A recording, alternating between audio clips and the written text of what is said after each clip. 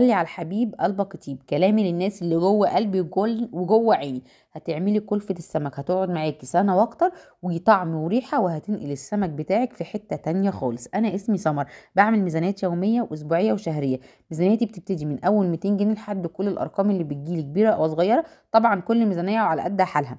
كمان بعمل ميزانيات للفاكهة والسندوتشات وكمان المنظفات. اكتبي لي ميزانيتك وتعالي اقول لك انا جبت ايه ب 100 جنيه، وازاي هتنقلي طعم السمك بتاعك في حتة تانية خالص. صلي على الحبيب قلبك يطيب. اول حاجه جبتها ب20 جنيه حبهان.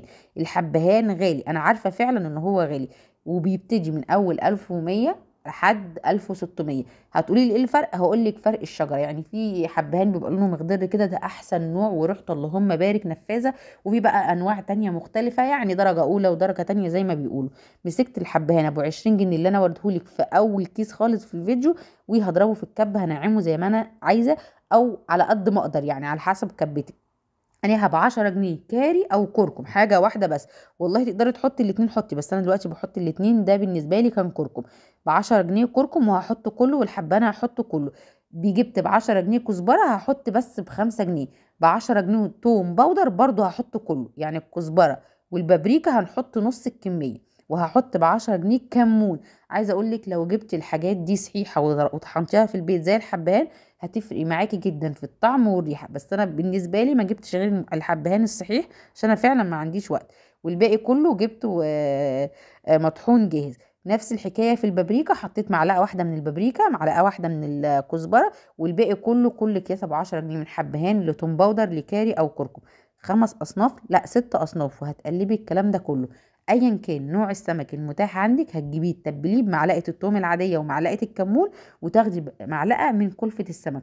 والله يا بنات كلفة السمك دي لو عفرتي بيها الدقيق بتاع السمك، مش عايزه تعفري بالثوم، هتبقى حلوه جدا.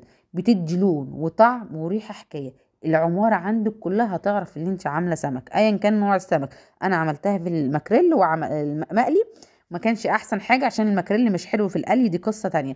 بس على طول بعملها ببولتي، عايزه اقول لك السمك ما بيقعدش منه شوكه كده، حتى الشوكه بالمصمصه.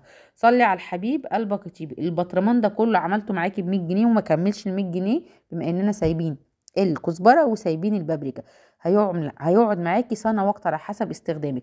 كل تتبيله سمك هتحطي عليها معلقه واحده بس، ودوقي وشمي احلى شويه سمك في حياتك. صلي على الحبيب قلبك يطيب. اكتبي ميزانيتك ايا كانت هي كام. بالنسبة لميزانياتي، انا ما بجيبش سعر واقول سعر تاني، وتعبت ما انا بقول الكلام ده. اللي شايف نفسه الاسعار عنده غالية ياخد الاصناف، بلاش ياخد الاسعار.